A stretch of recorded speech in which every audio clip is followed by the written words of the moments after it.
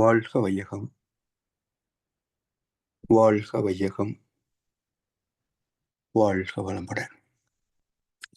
குரு வாழ்க, குருவே துணை. சிந்தனையை, உடல் நலத்தை சீர் அமைத்து ஓய்வித்த குருவே வாழ்க. வாழ்க வளமுடன், வாழ்க வளமுடன், வாழ்க வையகம். கனடா ஸ்கையோகா அறக்கட்டளையை சிறப்பாக நடத்தி வருகின்ற ஆன்மீக அன்பு உள்ளங்கள், குறிப்பாக பேராசிரியர் முனைவர் சிவசங்கரமையா அவர்கள் மற்றும் இந்த நிகழ்ச்சியை தொடர்ந்து சிறப்பித்து வருகின்ற அன்பர்கள் அனைவருக்கும் அருட்தந்தை வேதாத்திரி மகர்ஷி அவர்கள் சார்பாக வாழ்க வளமுடன் என்ற வாழ்த்துக்களையும் எனது அன்பு கலந்த பணிவான வணக்கத்தையும் சமர்ப்பித்து குருவின் குரல் வேதாத்திரிய தொடர் சிந்தனையின் 81ஆம் பாகத்தில் சிறப்புணர்ந்த பெண் மதிப்பு பற்றிய 2ஆம் அமர்வு. பிறந்த வீட்டிலே தாய், தந்தை, சகோதர சகோதரிகள் இவர்களோடு இணைந்து வாழ்கின்ற ஒரு பருவம். அப்போதும் அவர்களெல்லாம் அனுசரித்து போகக்கூடிய ஒரு தியாக வாழ்க்கை. பிறகு திருமணமாகி புகுந்த வீட்டிற்கு போகின்ற போது அங்கேயும் எல்லோரையும் அரவணைத்து அனுசரித்து போகக்கூடிய ஒரு தியாக வாழ்க்கை. இல்லறத்தில் பிறக்கின்ற சந்ததியை அவருடைய குணங்களோடு ஒத்துப்போக வேண்டிய ஒரு தியாக வாழ்க்கை. அவர்களை வளர்த்து ஆளாக்கி அவர்களது இல்லறத்தில் பிறக்கக்கூடிய பேர குழந்தைகளை வளர்க்கக்கூடிய ஒரு பொறுப்பு. இப்படி ஒரு பெண்ணின் வாழ்க்கையில் அவள் சந்திக்கின்ற பல வகையான அசௌகரியங்கள், சிரமங்கள், இவற்றெல்லாம் பெண்கள் தியாக மனப்பான்மையோடு வாழ்ந்து காட்டுகின்றார்கள். ஆனால் அதற்குரிய அங்கீகாரம் குடும்பத்திலாகட்டும் சமுதாயத்திலாகட்டும் இருக்கிறதா என்ற ஒரு நீண்ட சிந்தனையின் வெளிப்பாடு, மகர்ஷியுடைய நீண்ட சிந்தனை வெளிப்பாடு தான் மனைவி நல வேட்பு நாள். ஏன் மனைவி நல வேட்பை பற்றி மகிழ்ச்சி குறித்திருக்கிறார்கள் என்றால், சென்ற வாரம் நாம் பார்த்ததை போல மனித வாழ்க்கையை 3ஆக நாம் பிரித்துக் கொள்ளலாம். திருமணத்திற்கு முன் இல்லற வாழ்க்கை, பிறகு வயோதிகம் என்று 3 நிலையில பார்க்கின்ற போது, திருமணத்திற்கு முன் என்பது இல்லற வாழ்க்கைக்கான ஒரு தயாரிப்பு காலம்தான். முதிர் வயது என்பது தான் பெற்ற அனுபவங்களை சந்ததிக்கு கற்றுக் கொடுக்கின்ற, பழக்கி தருகின்ற ஒரு காலம்தான். எனவே வாழ்க்கை என்பது இந்த இடைப்பட்ட இல்லறம் என்பதுதான் மற்ற 2ஐயும் இணைத்து கொண்ட ஒரு முழுமையான இல்லற வாழ்க்கையாக நாம் பொருள் கொண்டிருக்கின்றோம். தாய் வீட்டில் தன்னை பக்குவப்படுத்திக் கொள்ளக்கூடிய ஒரு பருவம். அதாவது எப்படி தாவரங்களை நாற்றங்களிலே போட்டு பிறகு வயலில் நடுகிறோமோ, அது போல தாய் வீடு என்பது ஒரு நாற்றங்கால் போலத்தான். இங்கே வளர்கின்ற காலம் இல்லறத்தில் கடமை அறம் ஆற்றுவதற்காக ஒரு பெண் தயாராகின்ற பருவம்தான். இதை பாவை நோன்பு என்றும் குறித்திருக்கின்றார்கள். நெய்யுண்ணோம், பாலுண்ணோம், நாட்காலை நீராடி மையிட்டு எழுதும், மலரிட்டு நாம் முடியும், செய்யாதன செய்யோம், தீக்குறளை சென்றோதும். இது அடிப்படையான ஒரு நோன்பு. இளரம் வரைக்கும் பெண்கள் பின்பற்ற வேண்டிய ஒரு வாழ்வியல். அதாவது அதிகாலையில் எழுந்து நீராடி தெய்வத்தை வணங்குதல், செயற்கை அழகு பொருட்களை நாடாமல் திமிர் வளர்க்கும் கொழுப்பு போன்ற உணவுகளை தவிர்த்தல், அறத்திற்கு முரணான எண்ணம் சொல் செயல்களை தவிர்த்தல், காமம் பற்றிய செய்திகளை தள்ளி வைத்தல், இப்படி இல்லறத்திற்கு ஒரு பெண்ணை பக்குவப்படுத்துகின்ற வாழ்வியல் தான் பாவை நோன்பு. வள்ளுவ பெருந்தகை வாழ்க்கை துணை நலம் அதிகாரத்திலே 10 குறட்பாக்களிலே இதன் சிறப்பை எடுத்து பேசியிருக்கின்றார். என்றாலும் குறிப்பாக பெண்ணின் பெருந்தக்க யாவுல கற்பெண்ணும் திண்மை உண்டாக பெறின் என்கிறார். தஞ்சை ராமதாஸ் என்ற ஒரு திரைப்பட பாடலாசிரியர், அவர் பழைய திரைப்பாடலில் ஒரு 4 வரிகள். புருஷன் உயிரை மீட்டு தந்தவ பொண்ணுதான், போகும் பொழுதை அங்கே நில்லுன்னு சொன்னவ பொண்ணுதான், அரசன் நடுங்க நீதி சொன்னவ பொண்ணுதான், அவங்க ஆஸ்தி கணக்கு சொன்ன கற்பு ஒண்ணுதான் என்று புகுந்த வீட்டுக்கு போகின்ற ஒரு பெண்ணுக்கு உடன் பிறந்த சகோதரன் அறிவுரை சொல்வது போன்ற ஒரு பாடல். சரி, திருமணம் ஆகி புகுந்த வீட்டிற்கு கொண்டு செல்ல வேண்டிய சீர்வரிசை என்ன? இன்றைக்கு நிறைய இருக்கு. ஆனாலும் இது வசதியை பொறுத்தது தவிர, எப்படி இருந்தாலும் வாழ்க்கைக்கு அடிப்படை என்ன? இப்போ பாவை நோன்புல எங்கேயாவது சீர்வரிசை இருக்கா பாருங்க. இல்ல, வளர்ப்பு தான் இருக்கு. இப்போ இதை கவிஞர் கண்ணாசன் ஒரு பாடலை சொல்றார். பாலை போல் சிரிப்பு இருக்கு, பக்குவமாய் குணம் இருக்கு, ஆளழகும் சேர்ந்திருக்கு கண்ணையா, இந்த ஏழைகளுக்கு என்ன வேண்டும் சொல்லையா என்று. ஒரு பெண்ணுக்கு என்ன இருக்கணும்? வெள்ளந்தியான மனசு, சூது கபடு தெரியாத, உண்மையை மட்டுமே சொல்லக்கூடிய பாலை போல் சிரிப்பு இருக்கு, பக்குவமாய் குணம் இருக்கு. இது கூட ஒரு பிளஸ் பாயிண்ட் தான். ஆளழகும் சேர்ந்திருக்கு கண்ணையா, இதுக்கு மேல என்ன வேணும்? ஒரு நிறைவான வாழ்க்கைக்கு அடிப்படையே திறந்த மனமும் நல்ல குணமும் தான். நாற்றாங்காலில் வளர்ந்த தாவரத்தை வயலில் நட்டு அதற்கு தேவையான நீர், உரம், பாதுகாப்பு எல்லாம் கொடுக்கின்ற போது அப்பயிர் நன்கு வளர்ந்து நல்ல மகசூலை தரும் அல்லவா? அது போல நாற்றங்கால் இருந்த பிறந்த வீட்டில் வளர்ந்த பெண்ணை வயல் என்ற புகுந்த வீட்டில் வைக்கின்ற ஒரு புனித சடங்குதான் திருமணம். எப்படி நாற்றங்காலிலே நிறைந்த ஊட்டச்சத்து வைத்து விதையை வளர்ப்பது போல பிறந்த வீட்டில் பெண்ணை வளர்த்து பக்குவமாக்க வேண்டும். இல்ல, பெண்ணுக்கு மட்டும்தான் என்று இல்லை, வரன் என்று ஒரு அற்புதமான ஒரு சொல் உண்டு. அப்படி திருமணத்திற்கு தயாராக உள்ள ஆண் பிள்ளைக்கு என்றும் சில பண்புகளை வளர்த்திருக்க வேண்டும் பெற்றோர்கள். இல்லறத்தை தொடங்குவதற்கு முன்பே மணமகன் மணமகள் என்ற இருவருக்கும் வாழ்க்கை பற்றிய தெளிந்த விளக்கத்தை தர வேண்டும். அதற்காகத்தான் நம்முடைய முன்னோர்கள் பாவை நோன்பு என்று பெண் குழந்தைகளுக்கும், பிரம்மச்சரியம், காயத்ரி மந்திரம் என்ற சடங்குகள் எல்லாம் ஆண் குழந்தைகளுக்கும் அமைத்து தந்திருக்கின்றார்கள்.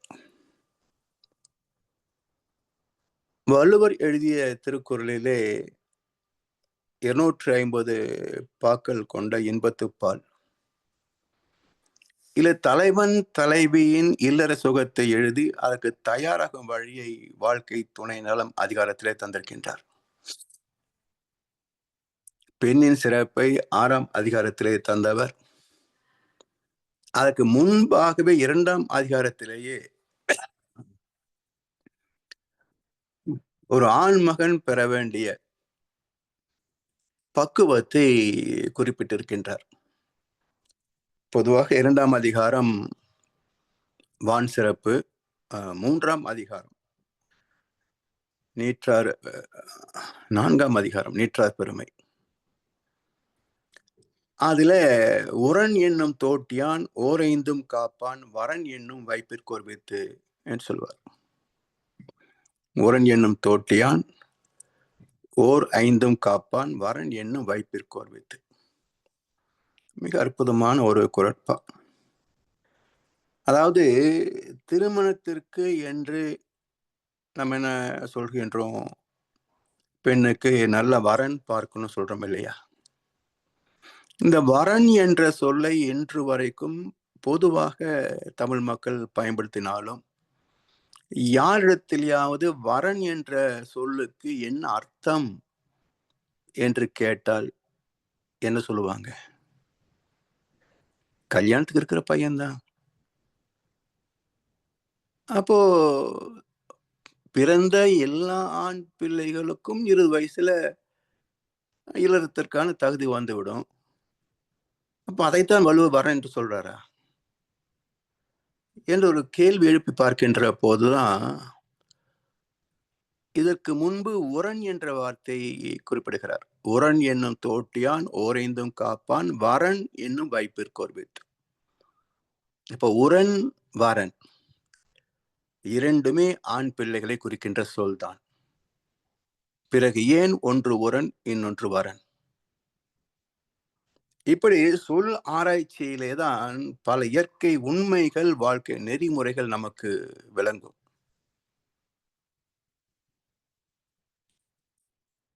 உரனுக்கும் வரனுக்கும் உள்ள பேதம் என்ன என்றால், நெல்லுக்கும் விதை நெல்லுக்கும் உள்ள பேதம் தான். நெல்லுக்கும் விதை நெல்லுக்கும் உள்ள பேதம் என்ன பேதம்? நெல் அரிசியாகி சோறாகி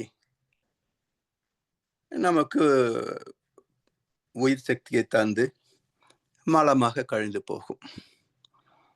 எவ்வளவு நாள் வாழ்க்கை? அரிசியை சமைத்தால் அன்றைக்கே அதனுடைய பயணம் முடிஞ்சு போகும். ஆனால் விதை நெல் அது வயலிலே விழுந்து தன்னை இழந்து தன்னை போல் 480 நெல்மணிகளை பரிசாக தரும்.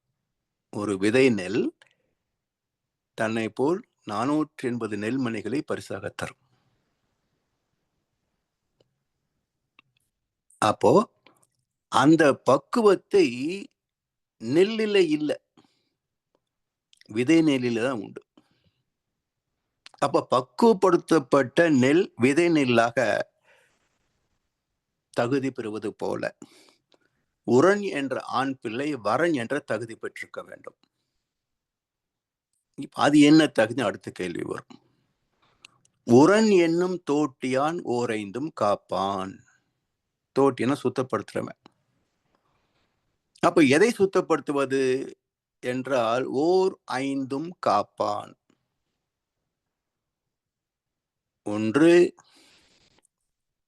5 புலன்களை அளவுமுறை காக்கின்ற பக்குவம். ஏனென்றால் புலன் வழி வாழ்க்கை என்று போகின்ற சமுதாயம் சந்திக்கின்ற சிக்கல்கள் எல்லோருக்குமே தெரியும். எல்லாமே புலன் இன்பத்தை பெருக்கிக் கொள்வதற்காகவும் மன ரீதியான ஆணவத்திற்கு தீனி பொழுவதற்காகவும் தான் பதவி, செல்வாக்கு, பணம், செல்வம் என்று குவித்துக் கொண்டிருக்கிறார்கள்.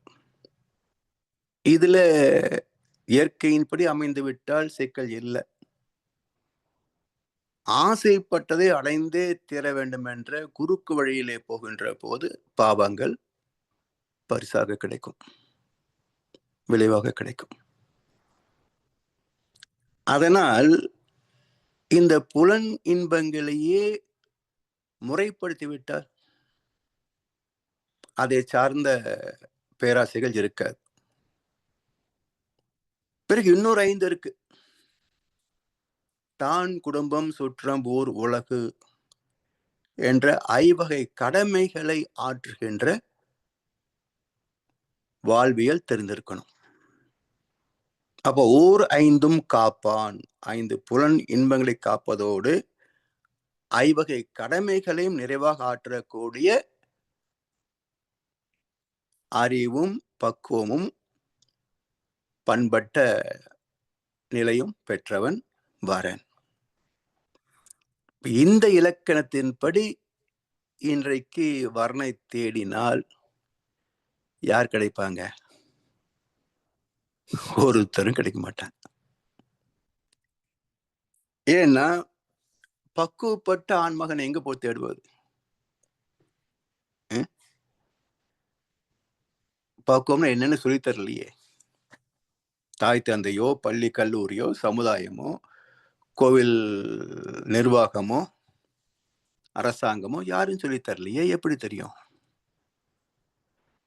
அப்போ தெரியாத ஒன்று, சமுதாயத்தில் இல்லாத ஒன்றை தேடினால் எப்படி கிடைக்கும்? சரி, விளைவு என்ன? எல்லா பிரச்சனைகளுக்கும் இந்த அறியாமை தான் காரணம். எனவே உரன் என்னும் தோட்டியான் ஓரைந்தும் காப்பான், வரன் என்னும் வைப்பிற்கு ஓர் வித்து. அதாவது 14 வயதுல உடல் பக்குவமாகும், பிசிக்கல் மெச்சூரிட்டி. பிறகு வித்து முதிர்ச்சிக்கு என்று 1-2 ஆண்டுகள் ஆகும். அப்ப 16 வயதிலே இனக்கவர்ச்சி என்று ஆண் பெண் தேடல் ஏற்படும். அதற்குள்ளாக இந்த பக்குவத்தை பெற்றுவிட வேண்டும். அதுக்கு பேர் தான் இளமை நோன்பு, பிரம்மச்சரியம். பிரம்மச்சரியம் என்றால் திருமணம் செய்து கொள்ளாமல் இருப்பதுன்னு நினைக்கிறாங்க. அப்படி இல்லை. பிரம்மத்தை அனுசரித்து வாழ்கின்ற பக்குவத்தை பெறுகின்ற காலகட்டம் இளமை நோன்பு, மாணவ பருவம். அப்படி பிரம்மத்தை அனுசரித்து நடக்கக்கூடிய, தெய்வ நீதியை மதித்து வாழக்கூடிய, அறத்தை பின்பற்றி வாழக்கூடிய அந்த பக்குவத்தை கற்றுக்கொள்கின்ற பருவம் மாணவ பருவம். அது இளமை நோன்புன்னு சொல்றாங்க. நோன்பு என்றாலே நோன்பு நோற்றல் சொல்றாங்க இல்லையா? இப்ப பள்ளி என்றால் ஒரு 9 மணிக்கு போனா போதும், 4 மணிக்கு வெளியே வந்துடலாம். வந்த பிறகு விளையாடலாம், எது வேணா செய்யலாம். ஆனா நோன்பு என்பது உணர்வோடு கலக்கின்ற ஒரு பயிற்சி. 24 மணி நேரம் தூக்க நேரம் தவிர்த்து விட்டாலும் ஒரு 16 மணி நேரமாவது அந்த உணர்வோடு பயிற்சி செய்கின்ற நேரம். அதுதான் நோன்பு நோற்றல். உண்ணா நோன்புன்னா 1 நாளோ 2 நாளோ 1 மாசமோ. அப்போ தொடர்ந்து அந்த பசியோடு இருப்பது, உணவு இல்லாமல் இருப்பது. அப்போ தொடர் பயிற்சிக்கு தான் நோன்பு என்று பெயர். அப்ப இளமை நோன்பு, பாவை நோன்பு என்பது ஏதோ பள்ளி, கல்லூரி அல்லது ஏதோ ஒரு கடைக்கு போய் பொருள் வாங்குவது போல சிறு நேர நிகழ்ச்சியோ பயிற்சியோ அல்ல. அது ஒரு வாழ்க்கையோடு கலந்துவிட்ட, உயிரோடு கலந்துவிட்ட ஒரு பயிற்சி முறை தான் நோன்பு என்று சொல்வது. அப்படி ஆண் பிள்ளைகளுக்கு இளமை நோன்பு, பெண் பிள்ளைகளுக்கு பாவை நோன்பு. அதான் பிரம்மச்சரியம். பிரம்மத்தை அனுசரித்து என்றால் தெய்வமே ஒரு விதியோடு நீதியோடு செயல்படுகிறது. அந்த தெய்வ நீதியோடு தன்னை இணைத்து கொண்டு அதன்படி பிறழாது வாழ்கின்ற பக்குவமே அதான் பிரம்மச்சரியம். இப்படி ஐம்புலன்களில் அளமுறை காத்து ஐவகை கடமைகளையும் நிறைவாக ஆற்றக்கூடிய அறிவும் பக்குவமும் பெற்ற ஒரு வரன். இவர் மூலமாக பாவை நோன்பு நோற்ற ஒரு பெண்ணோடு இல்லறம் நடத்துகின்ற போது பிறக்கின்ற சந்ததி எப்படி இருக்கும்னு கற்பனை பண்ணி பாருங்க. கற்பனை தான் பார்க்க முடியும். ஆனா இப்படிப்பட்ட ஒரு கணவன் மனைவி அமைவது அதிசயம்தான் இன்றைக்கு. அப்படி அமைந்தால் எப்படி இருக்கும் அவருடைய சந்ததி என்றால், வரன் என்னும் வைப்பிற்கு ஓர் வித்து, அருமையான சந்ததிக்கு இவன் வித்தாக அமைகின்றான், வீரியமிக்க விதியாக அமைகின்றான். அப்ப அந்த வீரியமிக்க சந்ததி எப்படி இருக்கும், எப்படி வாழும் என்றால், உடல் நலம், மனவளம், நட்பு நலம், ஆத்ம தூய்மை, கடமை அறம், இறை உணர்வு, இப்படி எல்லாமே ஆக்கப்பூர்வமான நல்லவற்றை மட்டுமே பின்பற்றக்கூடிய, தீயவையே அண்டாது அரண் சூழும் சொல்லுவார வள்ளுவர். அப்படி தர்மம் சூழ்ந்து நின்று அவனை காப்பாற்றுகின்ற வகையிலே ஒரு அவதார புருஷனாக இருப்பான். இப்படி குழந்தை பிறந்தா நல்லா இருக்கும்னு ஆசையாத்தானே இருக்கு. விதைக்கு தகுந்த விளைச்சல் தானே. அப்ப தாய் தந்தை நல்லோராக இருந்தால்தான் பிறக்கின்ற குழந்தை சான்றோனாக இருக்குமே தவிர, முறையற்ற தாய் தந்தைக்கு எப்படி இருக்கும் சந்ததிகள்? அதாவது நீங்க ஒரு தலைமுறை எடுத்துக்கொள்ளக்கூட உடனே நமக்கு சந்தேகம் வரும்.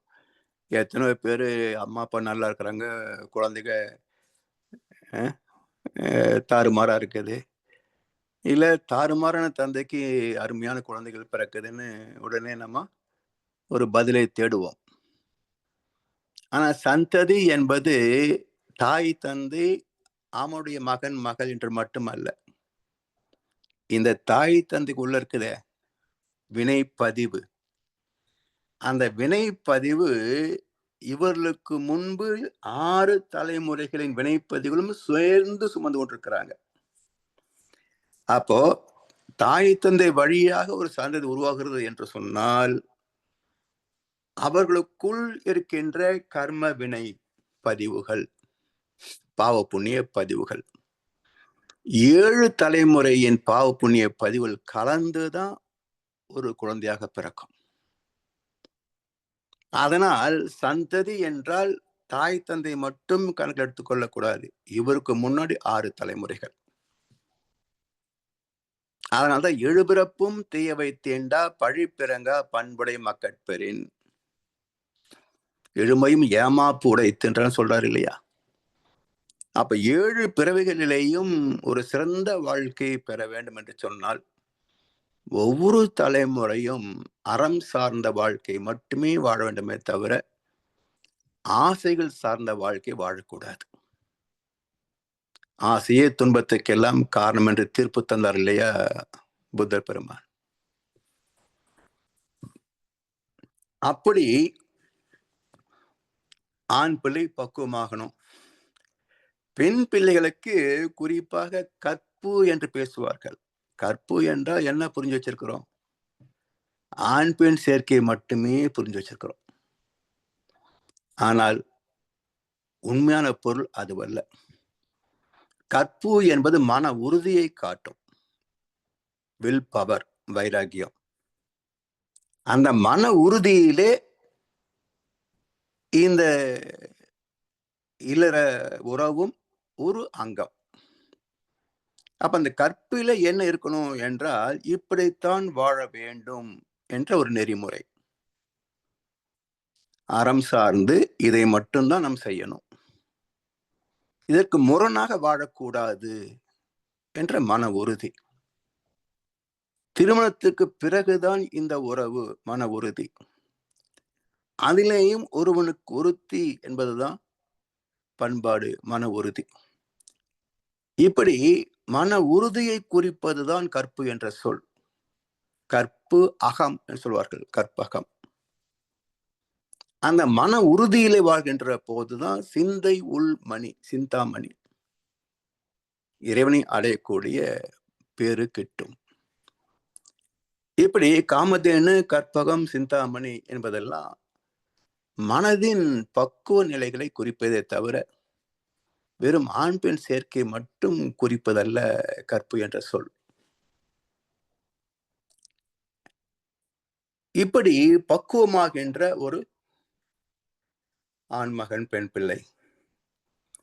இப்போ பெண்ணுக்கு ஆண்களுக்கு பக்குவமானதுன்றது சடங்கு கிடையாது. ஏனென்றால் பெண் உடலை போல ஆண் உடல் குறிப்பிட்ட நாள் அல்ல. அது ஒரு கிராஜுவல் குரோத், குரல் மாற்றம், மீசை எறும்புதல் என்று ஒரு தொடர்ச்சியாக நிகழும். பெண் உடல் அப்படி அல்ல, பருவம் அடைதல் என்ற ஒரு நிகழ்ச்சியின் மூலமாக. இதை எப்படி நம்ம பச்சை காய்கறிகள், தானியங்கள் எல்லாம் நம்முடைய வயிறுக்கும் மனதுக்கும் ஏற்றவாறு பக்குவமாக்கி அதை சமைத்தல், சமையல் கலை என்று சொல்கிறோம் இல்லையா? அது போல ஒரு பெண் உடலளவில் இல்லறத்திற்கு பக்குவமாகிவிட்டால் என்பதை குறிப்பதற்காக பெண் சமைந்தாள் என்று சொல்வார்கள். இப்ப இங்க சமையல், அங்க சமைத்தல், அங்க சமைந்தாள். இப்ப ரெண்டும் இணக்கமாக, எப்படி வயிறுக்கு இணக்கமாகவும் மனதுக்கு இனிமையாகவும் உணவு தானியங்களை தரம் மாற்றுகின்ற போது சமைத்தல் என்று சொல்கின்றோமோ, அதே போல் உடல் ரீதியான ஒரு நிறைவும் மன ரீதியான ஒரு நிறைவான வாழ்க்கையும் வாழ்வதற்கு பக்குவப்பட்ட பெண்ணை தான் பெண் சமைந்தாள் என்று சொல்லலாம். சரி, பெண்ணுக்கும் ஆணுக்கும் பருவம் வந்த பிறகு கவர்ச்சி உணர்வுகள் தோன்றத் தொடங்கும், செயல்படத் தொடங்கும். இந்த கவர்ச்சி என்பது ஏன், எதற்காக அமைந்தது என்பது ஒரு அற்புதமான விளக்கம் நமக்கு அவசியம். இது தெரியாத காரணத்தினால்தான் இன்றைக்கு சமுதாயம் எந்த அளவுக்கு சீர்கெட்டு இருக்கிறது என்றால், ஒரு பாய் ஃப்ரெண்ட் இல்லையா, என்னடி நீ, என்னடா ஒரு கேர்ள் ஃப்ரெண்ட் கூட இல்லையா, போட நீ எல்லாம் ஒரு பையன் என்று, இது இல்லை என்றால் அவன் வாழ்வதற்கே தகுதி இல்லை என்று கேலி பேசுகின்ற அளவுக்கு சமுதாயம் இன்றைக்கு வீழ்ந்திருக்கிறதா அல்லது மேன்மை பெற்றிருக்கிறதா என்பதே தெரியாது.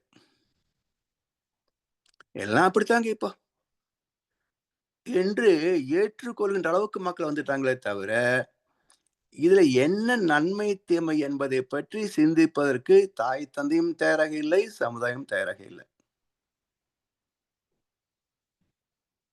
எப்படி இருக்கும் இல்லற வாழ்க்கை?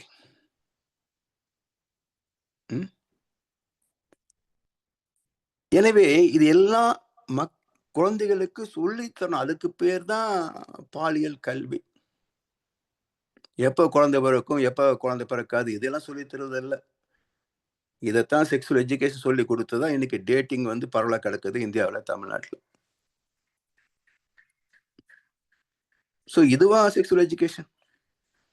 அப்ப அந்த உணர்வு ஏன் தோன்றுகிறது? இதுதான் எஜுகேஷன்.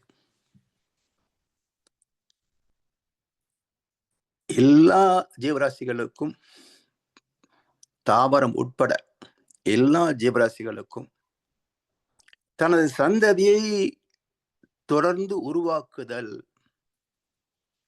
இந்த உலகத்திலே இருக்கக்கூடிய சுக போகங்களை நிறைவாக துய்த்தல் என்பது அடிப்படை உணர்வு, அடிப்படை உணர்ச்சி, பேசிக் இன்ஸ்டிங்க்ட், அடிப்படை உணர்ச்சிகள்.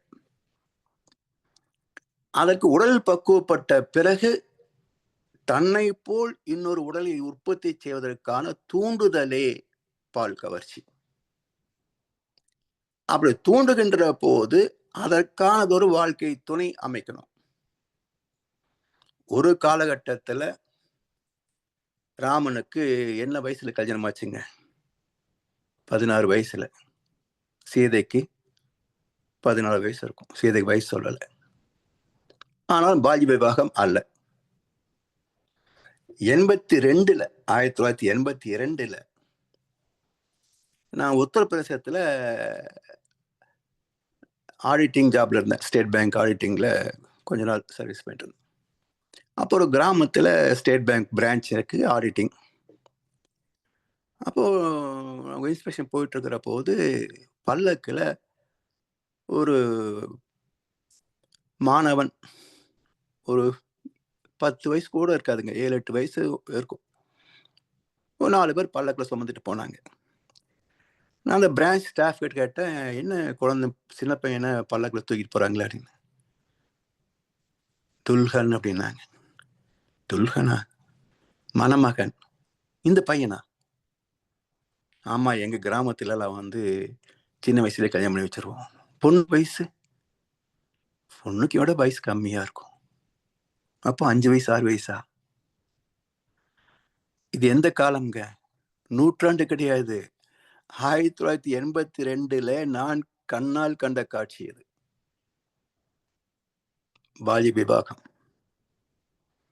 இப்போ பரவாயில்ல பாக்குறோம். 35 வயசுல திருமணத்திற்கு தேடுறாங்க. ஏன் இவ்வளவு லேட்டுன்னா, அதையே படிச்சு முடிச்சு அமெரிக்கா போய் செட்டில் ஆகி, அப்புறம் ஒரு வீடு கட்டி கார் வாங்கி எல்லாம் செட்டில் ஆகிறதுக்குள்ள வயசாகி போச்சுங்க. அதாவது திருமணம் செய்து கொண்டு வீடு கட்டுவது, வாகனம் வாங்குவதெல்லாம் அது ஒரு காலகட்டம். இன்னைக்கு எல்லாம் வாங்கி முடிச்சுட்டு அப்புறம் கல்யாணம் பண்ணிக்கிறது தான். Settled life. அப்புறம் தான் அந்த ஸ்டேட்டஸுக்கு தகுந்த ஒரு சம்பந்தம் தேடுவாங்க. வாழ்க்கையை தொலைத்து விட்டு வசதிகளை தேடுகின்ற முட்டாள்தனம். வாழ்க்கையை தொலைத்து விட்டு வசதிகளை தேடுகின்ற முட்டாள்தனம். அவனுக்கு தேவை 18 வயசுல, அது முடிகின்ற வயசு 40. இவன் 35ல கல்யாணம் பண்ணி 5 வருஷத்துக்குள்ள எண்ணத்தை நிறைவேற போகிறான். இவனை கட்டிக்கிட்டு அந்த பெண் என்ன சுகத்தை பெறப் போகிறார்? யோசிச்சு பாருங்க. வாழ்க்கை என்பது என்னன்னு பாருங்க. வசதிகளை சேர்ப்பதா அல்லது வாழ்ந்து முடிப்பதா? எது வாழ்க்கை? அர்த்தமே தெரியலையே. அப்புறம் கற்பை பத்தி பத்தியா எழுதி பேசி பட்டிமன்றம் நடத்தி யூடியூப் சேனல்ல, டிவி சேனல்ல கருத்தரங்கம் நடத்தி என்ன பிரயோஜனம்? சமுதாயம் சீர்கிட்டு போனதான் லாபம். அப்போ நிறைவு வராது. அந்த நிறைவு என்பது எப்போ பசிக்குதோ அப்போ சாப்பிடணும். பட்டினி போட்டு ஒரு நாளைக்கு விருந்து வச்சிங்கன்னா வயிற்று வலி தான் வரும் இல்லையா? 10 நாள் பட்டினி போட்டுருங்க. உடனே ஒரு நல்ல பிரியாணி விருந்து ஃபுல்லா சாப்பிடுங்க. சாப்பிட்டு முடிச்சதுக்கப்புறம் எப்படி இருக்குன்னு பாருங்க. அது மாதிரி தான் வாழ்க்கையும்.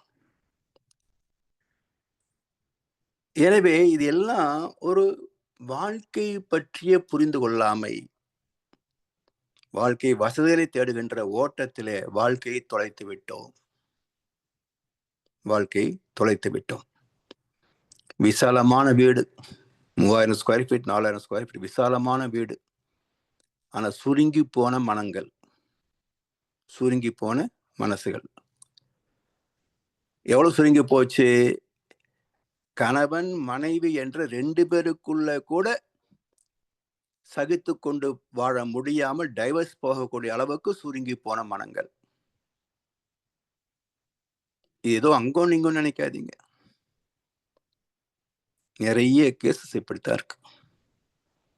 இன்றைக்கு நல்லபடியா வாழ்றவங்க தான் எங்க 1-2 பேர் இருக்கிறாங்களே தவிர, ரிவர்ஸ்ல ஆயிடுச்சு. ஒரு காலத்துல டைவர்ஸ்ன்றதெல்லாம் எங்கேயோ ஒண்ணு நடக்கும்.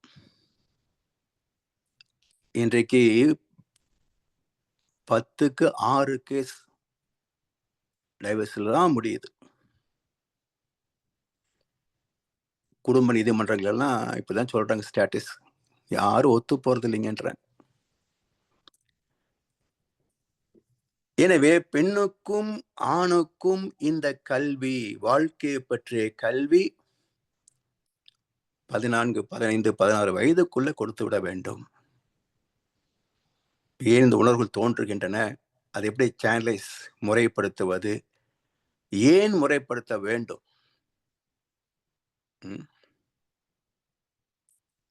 இன்றைக்கு தமிழ்நாட்டில் பெரிய சர்ச்சை ஓடிக்கிட்டு இருக்கு.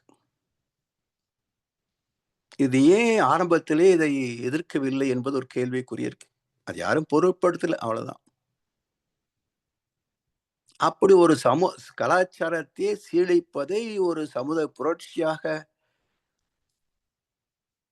ஏற்றுக்கொண்ட மக்கள் இன்றைக்கும் சமூகத்தை கெடுத்துக்கிட்டு தான் இருக்கிறாங்க. இவங்க கையில் ஆட்சியும் கிடைச்சா எப்படி இருக்கும்? எனவே பண்பாடு கலாச்சாரம் என்பதால ஏன் அப்படின்னா, விலங்குகளுக்கு எல்லாமே சீசனல் பிரீடிங் தான். ஒரு குறிப்பிட்ட பருவத்தில் தான் இன சேர்க்கைக்கான சூழ்நிலை அமையுமே தவிர, ஆண்டு முழுவதும் இனச்சேர்க்கை என்பது எந்த ஜீவனுக்கும் கிடையாது, மனிதனை தவிர. அதே போல வித்து சக்தி உற்பத்தியும் பார்த்தீங்கன்னா, அது அந்த சீசனல் டயத்துக்கு மட்டும்தான் அது உத்வேகத்தை கொடுக்குமே தவிர, மற்ற நேரங்கள்ல உற்பத்தி குறைந்து போகும். ஆனா மனித இனத்துக்கு அப்படி அல்ல. Unlimited and unseasonal. வித்து சக்தி உற்பத்தியும் அதிகம், எல்லையும் கிடையாது. அப்ப ஏன் இப்படி இயற்கை அமைத்தது? முக்கியமான ரகசியம் இதுல இருக்கு. ஏன் இயற்கை மனிதனுக்கு மட்டும் இந்த விதிவிலக்கை தந்திருக்கிறது? விலங்குகள் வரைக்கும் இல்லாத ஒன்றை ஏன் மனித குலத்திற்கு மட்டும் இயற்கை அளித்திருக்கிறது? அந்த ரகசியம் தெரிஞ்சாதான் வாழ்க்கையின் நோக்கம் என்னன்னு தெரியும். வித்து சக்தி தான் ஆத்ம ஞானத்திற்கான, என்ன சொல்வது, மூலப்பொருள். வித்து சக்தி தான் ஆத்ம ஞானத்திற்கான மூலப்பொருள். அதான் செக்ஸ் டு ஸ்பிரிச்சுவாலிட்டி, காமத்திலிருந்து கடவுளுக்குன்னு சொல்லுவாங்க. இது சிற்றின்பம், அது பேரின்பம். இது ஏன் சிற்றின்பம்? சில நிமிடங்களுக்கு மட்டுமே தூய்க்க முடியும். அது காலம் கடந்தும் தூய்க்க முடியும். இதற்கு துணை இருந்தால் தான் தூய்க்க முடியும். அது தனக்குள் தன்னை உணர்கின்ற பேரின்பம். அது தனிமையில இனிமை காணுகின்ற பேரின்பம். அதற்கு இதுதான் மூலப்பொருள். எப்படி?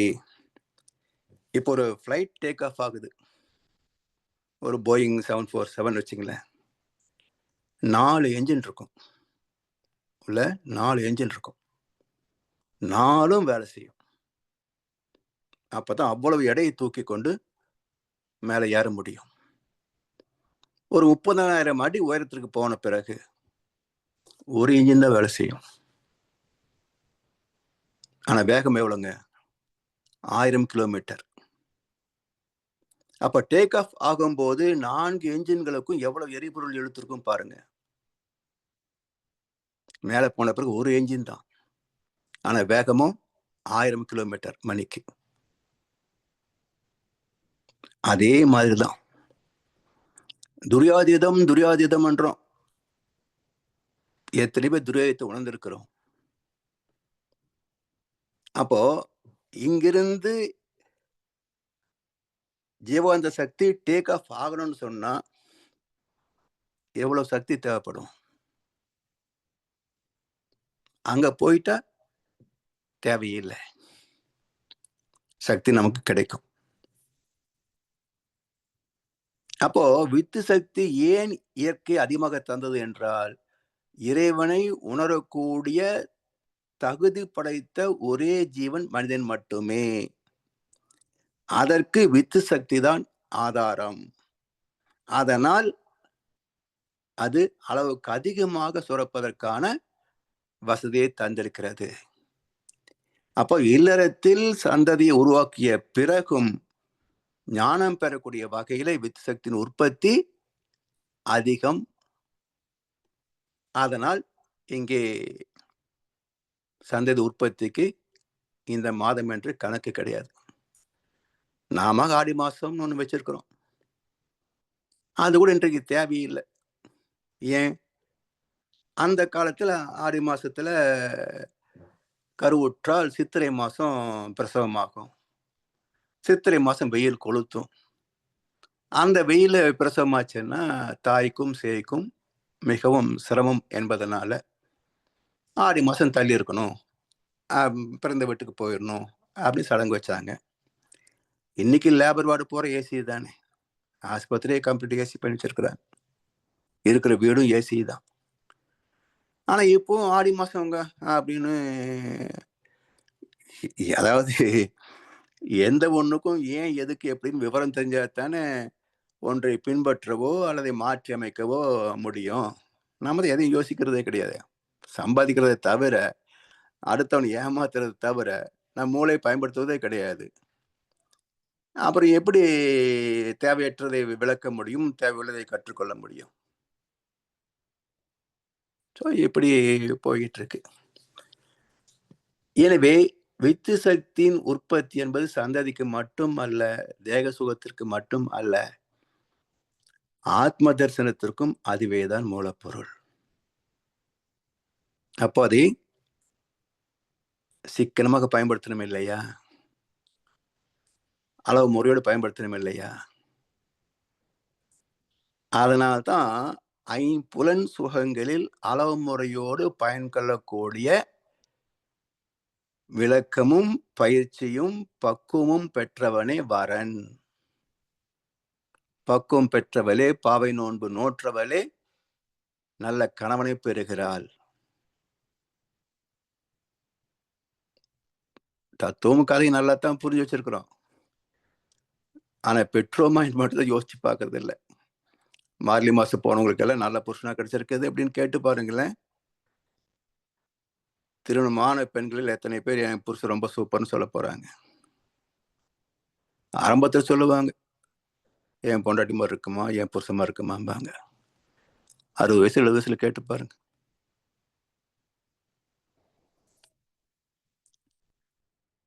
இதையெல்லாம் கற்றுக்கொள்வதுதான் வாழ்க்கையை பற்றிய கல்வி.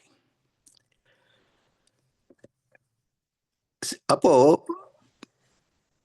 பாலை போல் சிரிப்பு இருக்கு, பக்குவமாய் குணம் இருக்கு, ஆளழகும் சேர்ந்திருக்கு கண்ணையா. இது பெண்ணுக்குரிய இலக்கணம். பெண்ணின் பெருந்தக்க யாவுல கற்பெண்ணும் திண்மை உண்டாக பெறின்.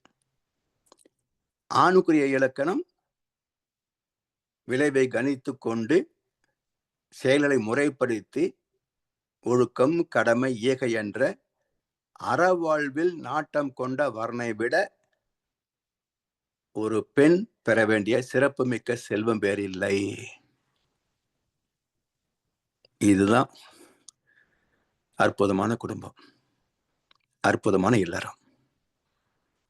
சரி, இப்படி பக்குவமாகிய 2 பேரும் இணைகின்ற கட்டம் இரண்டாவது திருமண வாழ்க்கை. முதல் கட்டம் மாணவ பருவம், கற்கின்ற பருவம், திருமணத்திற்கு முன் உள்ள பருவம். இரண்டாவது கட்டம் திருமண வாழ்க்கை, இல்லறம், இல் அறம். இல்லமே அறத்தின் அடிப்படையில் தான் இருக்கணும். போன வாரம் சொன்னோம், போன வகுப்புல அறம் பொருள் இன்பம் என்று வள்ளுவப்பெருந்தகை ஏன் திருக்குறளை அமைத்தார்? அறம்தான் அடிப்படை, வாழ்க்கையின் அடிப்படையே அறம்தான். சுகமான வாழ்க்கைக்கு உத்தரவாதம் அற வாழ்க்கை மட்டுமே என்று பார்த்தோம். அதனால் அது எங்கே நம்ம கற்றுக்கொள்ளவும் பின்பற்றவும் பயன்பெறவும்? எந்த இடம்? இல்லம், இல் அறம். அறத்தாற்றின் இல்வாழ்க்கையாற்றின் புறத்தாற்றில் போய் பெறுவது எவன்? அறத்தை பின்பற்ற வேண்டும் என்றால் எங்க இருக்கணும்? இல் அறம். துற அறம் இல்ல. துற அறம் தனி ஒரு இடமே கிடையாதுங்க. இல்லறமும் துறவரமும் இணைந்ததுதான் வாழ்க்கை. இது ஒரு சிலர் மட்டும் சாமியாரா போனா போதும்னு கிடையாதுங்க. துறந்தார்க்கு துப்புரவு வேண்டின் மறந்தார்கோல் மற்ற அவர்கள் தவம் என்றார் வள்ளுவ பெருந்தகை. துறந்தார்க்கு துப்புரவு வேண்டி மறந்தார்கோல் மற்ற அவர்கள் தவம். சாமியார் காலில் விழுந்து சாப்பாடு போட்டு கொடுத்து துணியெல்லாம் கொடுத்து அவனை காலமிக்கு விட்டு சகல சிகிச்சையும் சுசிகிச்சையும் செய்து கொடுத்தா அதுவே புண்ணியம் நினைத்து கொண்டார்களே தவிர நாமும் தவம் செய்ய வேண்டும் என்று மறந்து விட்டார்கள் போல என்றார் வள்ளுவ பெருந்தகை. இப்படித்தான் இருக்கு எங்க ஆன்மீகம். யாரோ ஒருத்தர் மரத்தில் உட்காந்துக்குவாரு, அவருக்கு பணிவிடை செய்வதற்கென்றே பல பேர் இருப்பாங்க. இதுலயே புண்ணியம் நினைக்கிற ஆளுக்கு நிறைய பேர் இருக்கிறாங்க.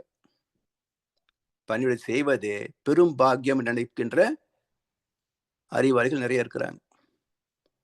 ஆனா வள்ளுவர் என்ன சொல்றாரு, நாம தவம் செய்யணும் நினைக்காம விட்டுட்டாங்களேன்றாரு.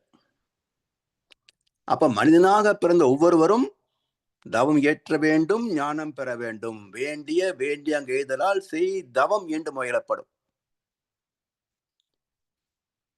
தவம் செய்தால்தான் வாழ்க்கையே சிறப்பாக இருக்கும் என்றார் வள்ளுவர். அப்ப தவம் என்பது என்னன்னா, அறத்தை மதித்து வாழ்கின்ற மனப்பக்குவத்தை தருவது தவம், வேற ஒண்ணும் கிடையாது. அறத்தை மதித்து வாழக்கூடிய மனப்பக்குவத்தை தருவது தவம். என்ன சொல்றார் வள்ளுவர், உற்ற நோய் நோன்றல் உயிருக்கு உருகன் செய்யாமை அற்றே தவத்துக்கு ஒரு. இயற்கையாய் உள்ள சிரமங்கள், பசி, தாகம், பருவம் வந்தால் வித்து கழிவு, உடல் தேவைகள், இதெல்லாம் இயற்கை கொடுத்த அசௌகரியங்கள். அப்ப அதை நீக்குவது முதல் கடமை. உற்ற நோய் நோன்றல் உயிருக்கு ஒருகன் செய்யாமை, பிற உயிருக்கு மட்டுமல்ல தன் உயிருக்கே ஒருகன் செய்யாமை. உயிருக்கு ஒருகன் செய்யாமன்னு சொன்னா உடனே எல்லாரும் மற்ற உயிர்கள் நினைச்சுக்கிறாங்க, யாருக்கும் கஷ்டம் பண்ணக்கூடாது, யாருக்கும் துன்பத்தை கொடுத்துடக்கூடாது. சரி, டாஸ்மாக்ல 55,000 கோடிக்கு குடிக்கிறியே, இது உன்னுடைய உடம்புக்கு நீ செய்யற பாவம் இல்லையா? 25,000 கோடிக்கு ஆட்டுக்கறி, மாட்டுக்கறி, பன்னிக்கறி சாப்பிடுறியே, இது உன் உடலுக்கு கொலஸ்ட்ரால் ஏற்றி ஹார்ட் அட்டாக் கொடுக்குதே, இது உன்னுடைய உடலுக்கு நீ செய்கின்ற பாவம்னு தோணலையா?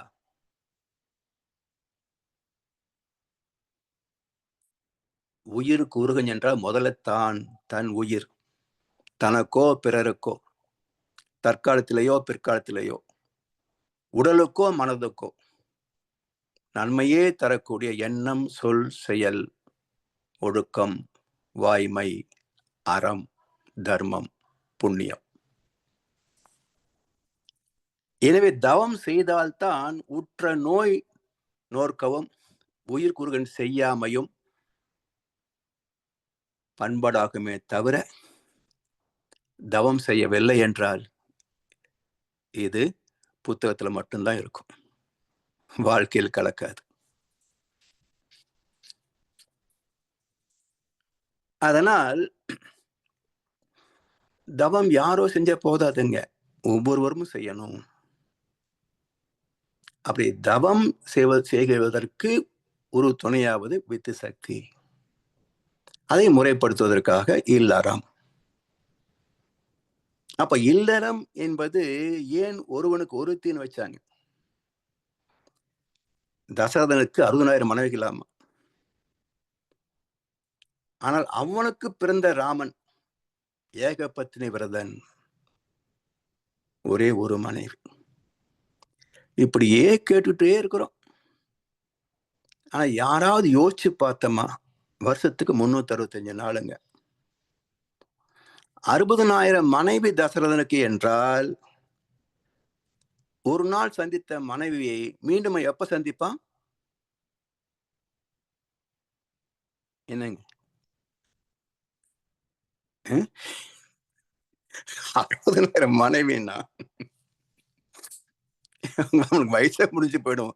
ஒரு ஆள் மறுபடியும் சந்திக்கிறதுக்குள்ள அவனுக்கு ஆயுசே முடிஞ்சு போயிடும். அப்ப என்ன சொன்னாங்க? இன்றைக்கு இந்தியாவின் ஜனத்தொகை 143 கோடிங்க. எவ்வளவுங்க?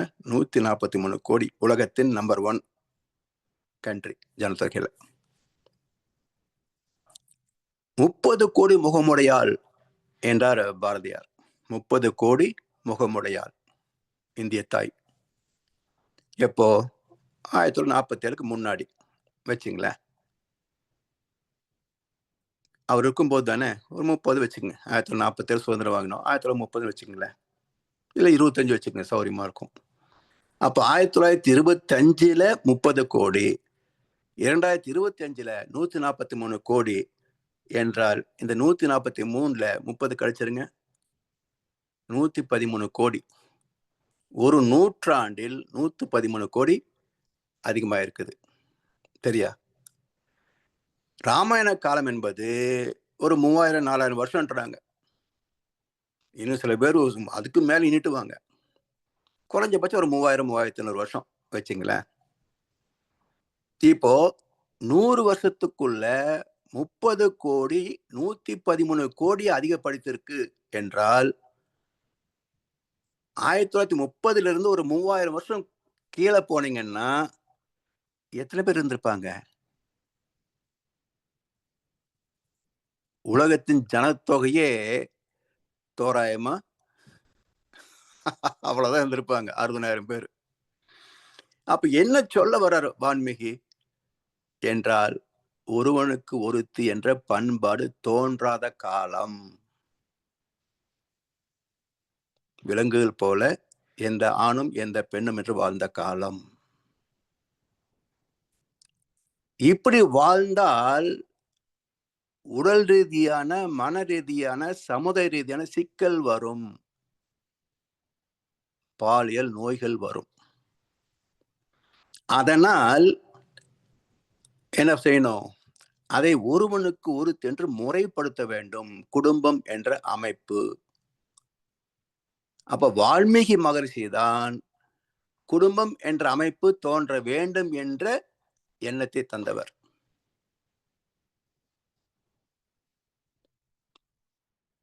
எதற்காக என்றால், ஒரு பெண்ணின் கருப்பை ஒரு வகையான ஆண் உயிரைத்தான் ஏற்கும், பழகி போய். ஒரே ஒரு மாத இடைவெளிக்குள் 2 வகையான ஆண் உயிரணுக்கள் உள்ளே போனால் அங்கே நோய் கிருமிகள் உருவாகும். இதுதான் பால்வினை நோய்கள். இதை கண்டெடுத்தவர் வால்மீகி மகரிஷி, இதை வெளிப்படுத்தியவர் வேதத்திரி மகரிஷி. அதனால்தான் கற்பு என்பது பெண்களுக்கு வலியுறுத்தப்படுகிறது. சரி, இந்த இல்லறத்தில் பிறக்கக்கூடிய குழந்தைகள் அனாதையாக கூடாது, பொறுப்பெடுத்து வளர்க்கணும். அப்போ இவன் தான் தாய் தந்தை என்ற அடையாளம் இருந்தா தானே பொறுப்பை வளர்க்க முடியும். இதுக்கு இதே கான்செப்ட் தான் நீங்க மகாபாரதத்துல பாருங்க. தந்தை பேர் தெரிய வேண்டிய அவசியம் இல்லை, தாய் பேர் தெரிஞ்சிருக்கணும். கர்ணனுக்கு என்ன அவமானம்? அம்மா பேர் தெரியாதவன். இப்ப நாம என்ன சொல்லுவோம்? அப்பா பேர் தெரியாதவன். அப்ப அம்மா பேர் தெரியாதவன் ஏன் சொன்னாங்க? ஒரு பெண்ணுக்கு பல இணைப்புகள் இருக்கலாம், இருந்த காலம். ஆனா தாய் ஒன்னா தான் இருக்க முடியும். ஆனா அப்பா பேரை கேட்க வேண்டியது இல்லை, அம்மா பேர் சொல்லியிருக்கணும். அது தெரியலன்னா அவமானம் என்று கர்ணன் கதாபாத்திரத்துல காட்டுறாங்க. அப்ப இதிகாசங்கள் எல்லாமே அந்த காலகட்டங்களில் இருந்த பண்பாட்டை வெளிப்படுத்துபவை. அதே போல என்ன மாற்றம் நிகழ வேண்டுமோ, என்ன நன்மை பிற்காலத்தில் வர வேண்டுமோ அதையும் எடுத்து காட்டுபவை இதிகாசங்கள். அப்ப ராமாயணம் முதலாக இல்லற வாழ்க்கை அறிமுகப்படுத்துகிறது. எப்படியோ வாழ்ந்த தசரதனுக்கு இப்படித்தான் வாழ வேண்டும் என்ற ஒரு அவதார புருஷன் பிறக்கிறான். இந்த புவிலோக மக்களுக்கு ஒருவனுக்கு ஒருத்தி என்ற வாழ்க்கை வாழ்ந்து காட்டுகிறான் ராமன் என்ற கதாபாத்திரம். எனவே இந்த பால் இயல் என்பதை பற்றி தெரிந்து கொண்டு அதை அறம் சார்ந்து வாழ்க்கையில பின்பற்றுவதற்கு பெயர்தான் இல் அறம் இல்லறம். அப்போ வாழ்க்கையிலே இல்லறம் வேறு துறவரம் வேறு அல்ல, இல்லறத்திலேயே துறவு வாழ்க்கை வாழ வேண்டும். அறத்தாற்றின் இல் வாழ்க்கை ஆற்றின் புறத்தாற்றில் போய் பெறுவது எவன். அப்போ துறவரம் தனியே கிடையாது, எல்லோருமே துறவிகள் தான். எப்படி பிரம்மச்சரியம், கிருகஸ்தம், வானப்பிரஸ்தம், சந்நியாசம். சந்நியாசம் என்ன அர்த்தம்? உறவிலே கண்ட உண்மை நிலை தெளிவே துறவு, சந்நியாசம். அதாவது நியாஸ் என்றால் சப்ளிமேஷன். எப்படி கற்பூரம் காற்றிலே கரைந்து ஆவியா போயிடுது இல்லையா, திடப்பொருள் நேரடியாக ஆவியா போடுது இல்லையா, அது நியாஸ், சப்ளிமேஷன். சந்நியாஸ் என்றால் சோல் சப்ளிமேஷன், ஆத்மா பக்குவம் அடைந்து இறைவனோடு ஒன்றுவது. காற்று போல காற்றுக்கும் லேசாக இறைநிலையோடு ஒன்றுகின்ற பக்குவத்தை பெறுவதுதான் சந்நியாசம், சோல் சப்ளிமேஷன், ஜீவ பிரம்ம ஐக்கிய முக்தி. அப்ப வாழ்க்கையிலேயே பிரம்மச்சரியம், கிரகஸ்தம், வானப்பிரஸ்தம், சந்நியாசம் என்று துறவரத்தையும் சேர்த்துத்தான் வச்சிருக்கிறாங்க. இது எப்போ இல்லறம் துறவரம் பிரிச்சாங்களோ அப்பவும் சிக்கல் வந்துச்சு. அவங்க ஏதோ பெரிய அறிவு ஜீவிகளாகவும் நாம் என்ன ஒன்றும் தெரியாத அடிமுட்டாள் மாதிரியும் அவன் கால் எவன் விழுக எவன் நம்ம ஆசீர்வதிக்க, அதுக்கு சில 100களோ 1000களோ லட்சங்களோ கைமாற, சில சமயங்களில் பெண்களின் கற்பும் கைமாற, இதுக்கு பேர் மதம், ஆன்மீகம்.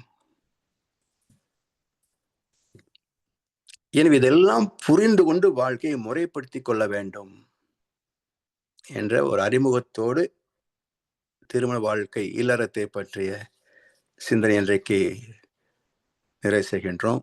இதனுடைய தொடர்ச்சியாக அடுத்த வகுப்பிலே மேலும் பல கருத்துக்களை சிந்திப்போம் என்று சொல்லி வாய்ப்பளித்த அனைவருக்கும் நன்றி பாராட்டி இன்றைய உரையை நிறைவு செய்கின்றோம். வாழ்க வளமுடன், வாழ்க வளமுடன், வாழ்க வையகம். வாழ்க வளமுடன் ஐயா. வாழ்க வளமுடன் ஐயா. அருமையான சிந்தனை உரை ஐயா, மிகச் சிறப்பு. அடுத்த கிழமை ഇതിന്റെ தொடர்ச்சி ஐயா அல்லது புது தலைப்பா? இல்ல, இதே தலைப்பு தான், பெண்ணின் பெருமை தான் தொடர்கிறது. ஓகே, நன்றி ஐயா. இப்பொழுது அன்பர்களுடைய கேள்வி பதில் பகுதிக்கு செல்வோம். ஐயாவிடம் உங்கள் கேள்விகளை கேட்க விரும்புபவர்கள் அல்லது சந்தேகங்களை அல்லது உங்கள் கருத்துக்களை பரிமாற விரும்புபவர்கள் கைகளை உயர்த்தி கேட்கலாம்.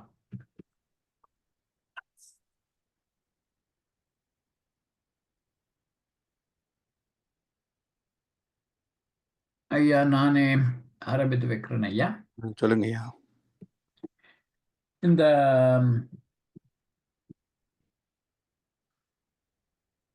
மகர்ஷி குறிப்பிட்டவர், நீங்கள் சொன்னீங்க ராமாயணத்திலேயும் அந்த கருத்து வந்திருக்கண்டு. இந்த ஒரு பெண்ணுடைய கற்பையிலே ஒன்றுக்கும் மேற்பட்ட ஆண்களுடைய விந்தணுக்கள் சேருகின்ற போது அங்கே நோய்க்கிருமி உருவாகும் என்ற ஒரு கருத்து. அது எவ்வாறு நோய்க்கிருமி உருவாகின்றது என்றது வரைய அந்த கேள்வி. அது விஞ்ஞான அடிப்படையிலே, அது விஞ்ஞான அடிப்படை தாங்க. ஏன்னா பிளட் குரூப் பிரிக்கிறது போல வித்து சக்தியில குரூப் பிரிக்க முடியாது. அது ஒவ்வொருத்தருடைய ரசாயனத்தன்மையும் காந்தத்தன்மையும் மாறுபடுவதனால ரத்தத்துல வந்து சில குரூப் பிரிக்கிறாங்க இல்லையா, A positive negative, B positive negative போல. இது வந்து குரூப் பிரிக்க முடியாது. இப்ப ரத்தமே வந்து ஒரு குரூப் உள்ளவங்ககிட்ட இன்னொரு குரூப் குடுத்தீங்கன்னா ஏத்துக்காது இல்லையா? ம்ஹ்ம். ம்ஹ்ம். அதேபோல இதுவும் வந்து அடிப்படை ஆற்றல் அது. ஸோ இதுவும் ஏற்றுக்கொள்ளாது அப்படின்ற கருத்தை முன்வைத்து தான் வால்மீகி மகரிஷி வந்து இல்லறத்தை அறிமுகப்படுத்துறார். அந்த நுட்பத்தை மகரிஷி அவர்கள் நமக்கு சொல்றாங்க. கிட்டத்தட்ட 2000, 3000 வருஷத்துக்கு பிறகு மகரிஷி எடுத்து காட்டுறாங்க. அப்ப அது ஐயா இப்ப 2 இப்ப பொருத்தமில்லாத ஒரு ஆணுடைய விந்து போனாலே ஒத்துப் போகாமல் இருக்க வாய்ப்பு இருக்காதோ? அதுவும் இருக்கும். சில பேருக்கு வந்து குழந்தை பேர் இல்லாம போகுது இல்லையா? அதுக்கான ரசாயன மாற்றம் கூட இருக்கலாம். இருக்கலாம். ம்ஹ்ம். அதனால தான் இந்த ரத்தத்துல கூட நீங்க RH ஃபேக்டர் உள்ளவங்க வந்து பாசிட்டிவ், நெகட்டிவ் தானே சேர்க்கணுன்றாங்க. சரி. ஆமா. ம்ஹ்ம். இல்லையா? ஆமா. யா. ஸோ நீங்க இந்த RH ஃபேக்டர் மாத்தினாலே ஒண்ணா கரு தரிக்காது, இல்லைன்னா குறைப்பிரசவமாகும்னெல்லாம் சொல்றாங்களே. யா.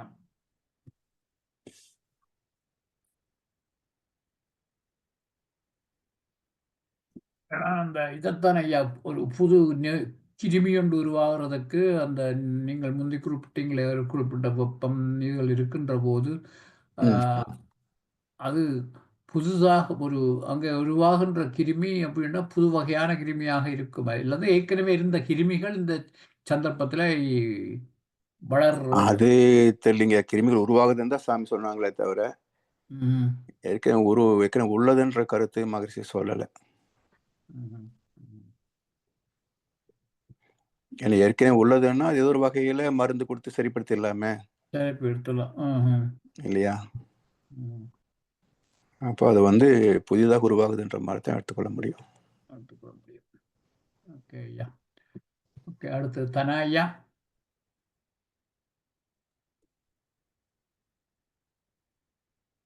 தனா ஐயா நீங்க கைய தூக்குங்க. அன்மியூட் பண்ணிட்டு பேசுங்க.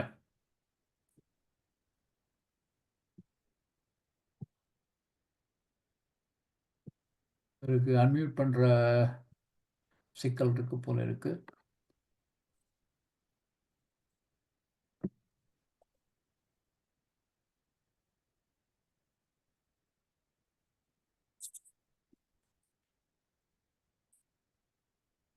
தனா ஐயா ஓகே அன்மியூட் பண்ணிட்டார். ஐயா, சொல்லுங்க.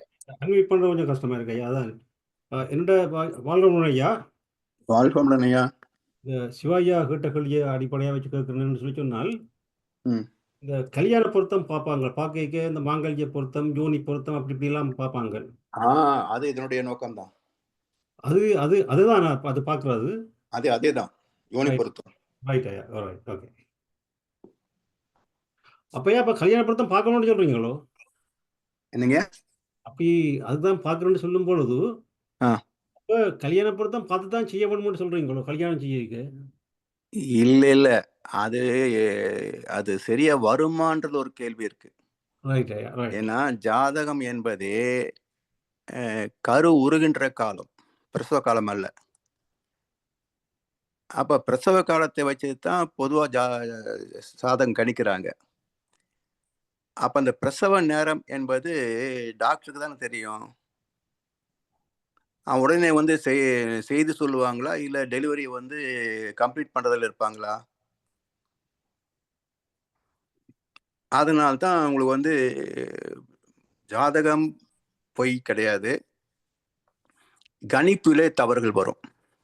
இந்த பிரசவ நேரம் மாறுகின்ற போது, அத வச்சு கருவுற்ற நேரம் கணிக்க முடியாத போது, பலன்கள் வந்து சரியா வராது. கொஞ்சம் முன்ன பின்ன வரும். அப்ப இத வச்சு பொருத்தம் பார்த்தா அது எப்படி சரியா இருக்கும்?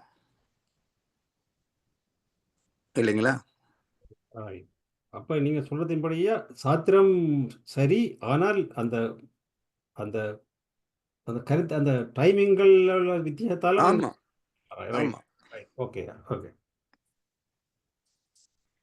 ஓகேயா. அது ஏதோ கர்ப்பஸ்புடகம்னு ஒண்ணு இருக்காமா. ஒரு சோதிடர் சொன்னது.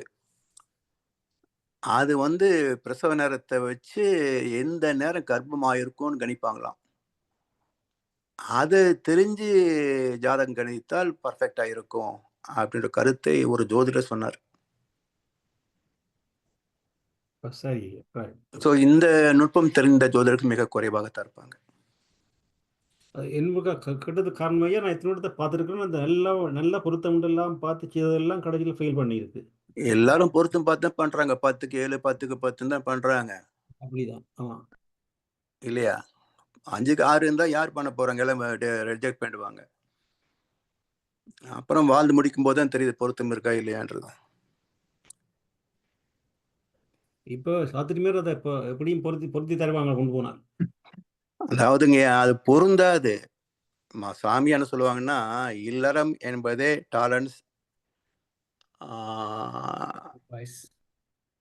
டாலரன்ஸ் சாக்ரிஃபைஸ் அட்ஜஸ்ட்மெண்ட் 3 இருக்கு. சகிப்புத்தன்மை, விட்டு கொடுத்தல், தியாகம். இதுதான் குடும்பம். ஏன்னா இவங்க சொல்ற மாதிரி பொருத்தமா இருந்து நான் பேச நினைப்பதெல்லாம் நீ பேச வேண்டும்னா, ஒன்று 2 பேரும் வள்ளுவரும் வாசிகை மாதிரி ஞானிகளா இருக்கணும், இல்ல யார் ஒருத்தர் அடிமுட்டாளா இருக்கணும். 2 இருக்காது இல்லையா? அப்போ 2 பேர் சிந்தித்தால் 2 கருத்துக்கள் வரும். இதில் என் கருத்தே உயர்ந்தது என்று வாதிட்டால் டைவர்ஸில் தான் போகும்.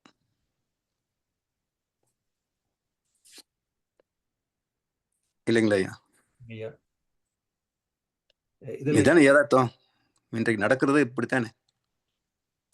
இல்லையா, நீங்க ஆரம்பிக்கும் பொழுது ஒரு 15-20 நிமிஷம் போல அந்த ஒரு இன்ட்ரடக்ஷன் கொடுத்தீங்க. தியாக வாழ்க்கை, மற்றது பாவ நோன்பு, இப்போ பரன், அதெல்லாம் சொல்லி கொண்டு வந்து நான் ஒரு அது மனதுக்கு யோசிச்சேன். இப்போ இப்பொழுது அதுப்பெல்லாம் நடைமுறை இருக்கான்னு பொழுது நீங்க அதுக்கு ஒரு ஆன்சர் கொடுத்துட்டீங்க. இந்த காலத்துல அப்படி அதைஞ்சாவது பெரிய அதிசயம் தான் என்று சொல்லி. ஆமா.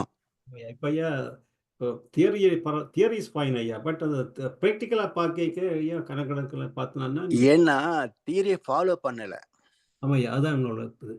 தியரியை ஃபாலோ பண்ணியிருந்தா ப்ராக்டிஸ் வந்து கரெக்டா ரிசல்ட் கொடுத்துருக்கோம். ஓமையா, தியரி வந்து அது இக்னோர் பண்ணிட்டாங்க. லைஃப் மட்டுமே இருக்குது. அப்போ ரிசல்ட் வந்து எப்படி சரியா வரும்?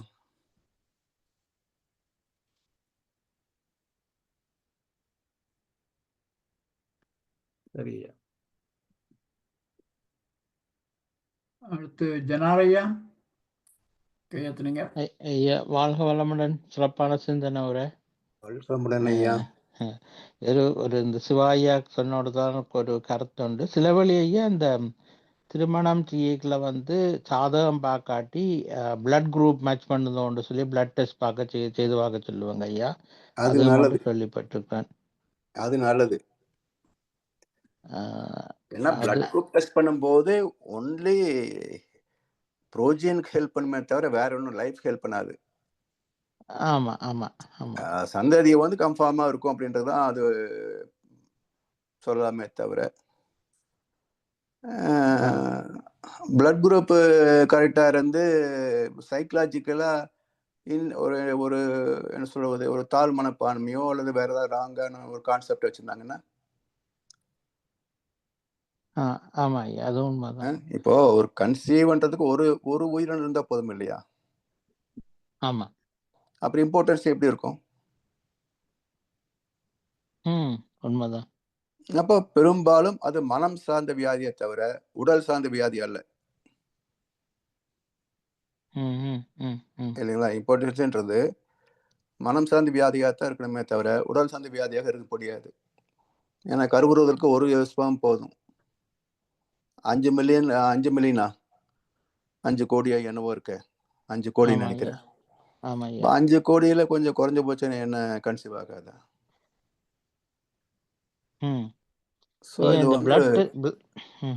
சொல்லுங்க ஐயா. இல்ல, அது எனக்கு என்னவோ அது மனம் சார்ந்த டெபிஷியன்சியா தான் எனக்கு தோணுதே தவிர உடல் டெபிஷியன்சி இருக்கிறதாக தெரியல. அது உண்மைதானையா. சிலவுல இந்த பிளட் குரூப்பை செக் பண்றதால உடல் சார்ந்த வியாதிகள் வர்றதை குறைக்கலாம் கூடியதா இருந்திருக்கும். சிந்தனை. ஆமா, குறைக்கலாம், அந்த அவாய்ட் பண்ண முடியும். அதுக்கு மேலேயே இப்ப கூட சாத்திரம் பார்க்கறது 2 பஞ்சாங்கம் இருந்தோட சரியான குழப்பம். ஆமா, ஒன்று 2 பேரும் 2 விதமா திருக்கணிதம். சொல்லுவாங்க. ஆமையா, ஒரு நாள் முந்தி அது எல்லாம் பெரிய ஜட்ஜ்மெண்ட் எல்லாம் மாதிரி தான். வருகுது. எப்படி ஒரு ஜட்ஜ் சொல்றது இன்னொரு ஜட்ஜ் தப்புன்றாரோ, ஆமா. அதே மாதிரி ஜோதிடம் ஒண்ணு பொருத்தம் பாரு, இன்னொருத்தர் இல்லையாம் பாரு. ஆ அந்த 2 பஞ்சகஞ்ச கணிக்கப்பட்ட சோதனங்கள் கூட கிரக நிலங்கள் எல்லாம் இடம் மாறி இருக்குது ஐயா. அந்த ஆமா 1ல் 7 கூடாதுன்றவாங்க, நான் அது பார்த்தா அடுத்ததுல 8ல் இருக்கும். ஆமா அப்படி ஒரு பிரச்சனையும் இருக்குது. ஆமா. நன்றி ஐயா, நல்ல சிந்தனை. வாழ்க நன்றி வளமுடன். ஐயா, வாழ்க வளமுடன். இன்னும் ஒரு விஷயம் ஐயா அதில் ஒன்று சொல்லணும்னு சொன்னால், இந்த சாத்திரத்திற்கு இப்போ கிட்டடியில் ஒரு 2 வீக்ஸ்க்கு முதல் தான் ஒருவர் எனக்கு அவர் ப்ரொஃபஷனல் இஸ் அ ப்ரொஃபஸர். ம் அவர் வந்து லெக்சர் பண்ணி ஒரு பெரிய 97 இயர்ஸ் ஓல்டில் அவர் 2 வீக்ஸ் முதல் தான் அவர் தவறி போனார். ம் இந்தியா நான் அவர்கிட்ட நல்ல என் க்ளோஸ் ஃப்ரெண்டு, அதோட ஒரு ரிலேட்டிவ் அவர்கிட்ட அடிக்கடி போனான் நான். ம் அவர் சொல்லுவார் என்னென்னு சொல்லி சொன்னால், ஆட்கள் வந்து அவரெல்லாம் வந்து பொருத்தம் பார்ப்பார். ஆனால் போக போக அவர்கிட்ட ஆட்கள் பொருத்தம் பார்க்கறதெல்லாம் குறைஞ்சிட்டுதுன்னு சொன்னால், அவர்கிட்ட வரதெல்லாம் டக்குன்னு பொருத்த மாட்டார். அவர் வர டீப்பாக போய் அப்போ ஆட்களுக்கு என்ன சொன்னா போனதை பொருத்த வேணும். அது சரியோ பிள்ளையோ அது சரியான்னு சொல்ல வேணும். அந்த வர மக்கள் அப்படித்தானே ஐயா. ஆமா, அப்ப அவர் சொன்ன அவங்க பொறுத்து வச்சு வர்றாங்கல்ல. வசதியான குடும்பம், நல்லா படிச்சிருக்குது, நல்ல சம்பளம், நல்ல வேலை பொறுத்து வச்சு வச்சிருக்காங்கல்ல. அந்த பொருத்தத்து இந்த பொருத்தம் மேட்ச் ஆகலைன்னா அப்புறம் எப்படி வருவாங்க?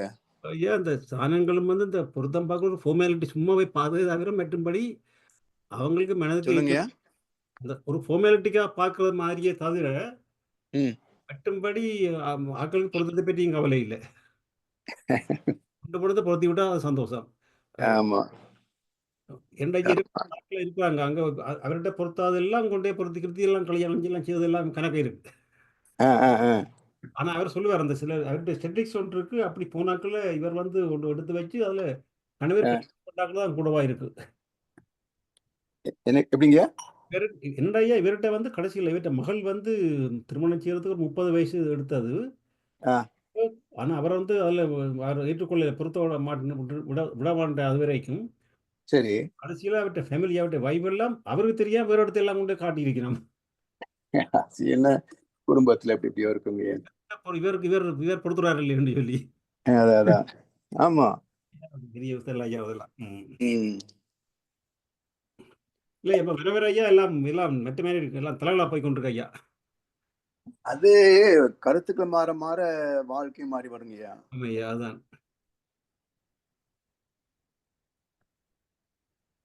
ஒரே மாதிரியான எக்ஸ்பெக்டேஷனு கால்குலேஷன் இருக்க மாட்டாங்க. தள்ளி போச்சுன்னா சரி இவரு நம்பி வேலையில்லை அடுத்த நம்பலான்னு சொல்லி வேறு வழியை பார்க்க ஆரம்பிச்சிருவாங்க. அதான் இயற்கையினுடைய ஒரு அம்சம் தாங்க.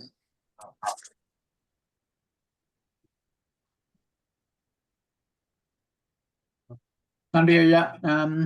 இன்னொரு கேள்வி ஐயா, இப்ப நீங்கள் இல்லறத்துல துறவரமும் சேர்ந்தே இருக்குது.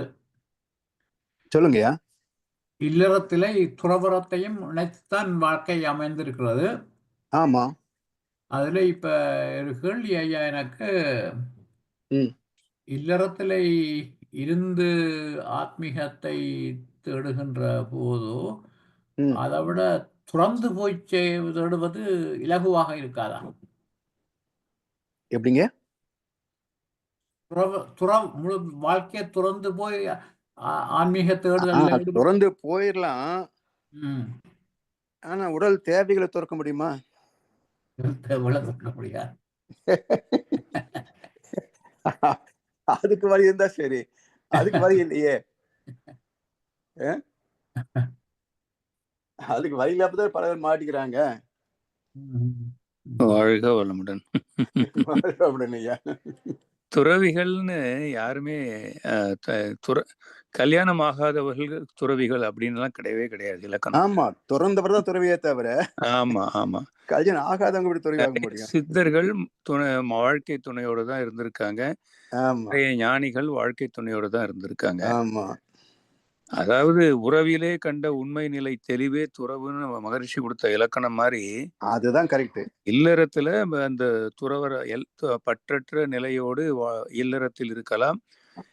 இல்லறத்தை நடத்தி கொண்டு துறவிகளாக இருக்கலாம். 2மே பாசிபிள். அதனால துறவரத்தில் இல்லறம், இல்லறத்தில் துறவரம் தான் உண்மையான நாட்டு நடப்பா இருந்தது ஒரு காலத்துல. ஆமா, அதுதான் சாத்தியமும் கூட. ஆமா, அதான் நீங்க சொன்னது அந்த உடல் தேவைகளுக்கு. கண்ணதாசன் தானே சொல்லுவாரு, காட்டுக்கு ஓடிய முனிவர்களும் வீட்டுக்கு திரும்பிய விஷயம் இது அப்படின்னு சொல்லுவாரு. அது மாதிரி ஆமா, அது ஒரு மிஸ்கன்செப்ஷன். அது ஆமாங்க.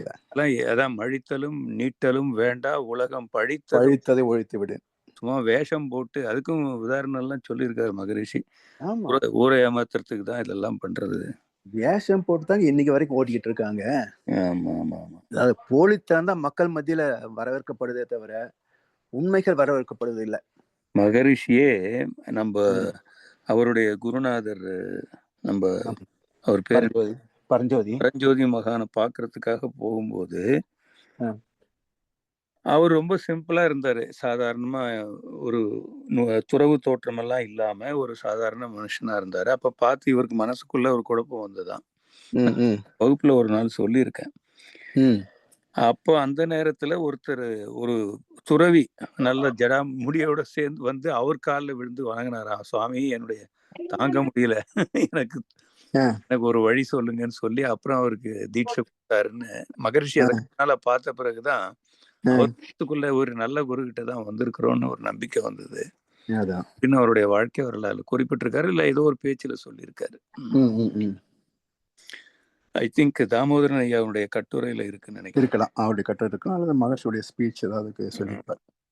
புக்ல இல்ல, புக்ல படித்த நினைவில். புறத்தோற்றத்துல ஒரு அர்த்தமும் இல்ல. அடுத்தது இந்த எழுமையும் அப்படின்றது நிறைய இடத்துல சொல்லியிருக்காரு இல்லையா வள்ளுவர். எழுமையும் ஒருமையுள் ஆமை போல் 5 அடக்கலாற்றின் எழுமா புடைத்துன்றதுக்கு உரை வந்து 7 பிறப்புன்னு சில பேர் நம்பிக்கை இல்லாதவங்க அல்லது 7 பிறப்புன்றத ஒத்துக்கொள்ள முடியாதவர்களுக்கு விளக்கம் என்றால் எழுமை என்றால் எழுகின்ற பிறப்புகளிலெல்லாம்னு அர்த்தம். ஒருத்தருக்கு 7 பிறவி எல்லாம் கிடையாது, எத்தனையோ பிறவிகள் எடுத்திருப்பாங்க. அப்படி அதுவும் கரெக்ட் தான். அதுவும் கரெக்ட் தான். எப்படின்னா 7ன்றதுக்கு வந்து உங்களுக்கு எல்லை கோடு இல்ல.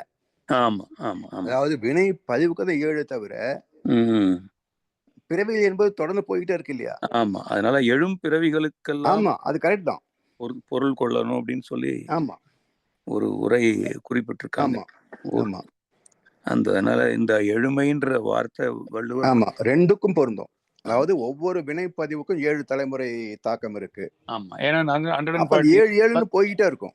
அப்ப எழும் பிறவியும் அதுக்கு 2 விதமா பொருள் கொள்ளலாம். 7 எடுத்துக்கலாம், எழும் எடுத்துக்கலாம். ஆமா ஆமா ஆமா. ரொம்ப நல்லது ஐயா, சிறப்பு. வாழ்க வளமுடன். நன்றி ஐயா, வாழ்க வளமுடன்.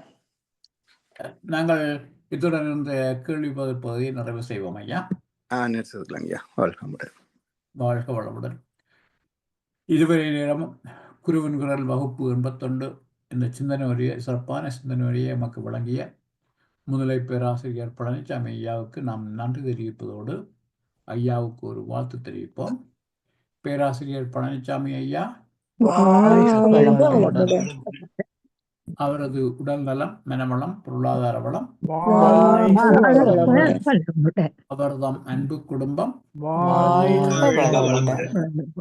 அவரது வேதாத்திரிய தொண்டு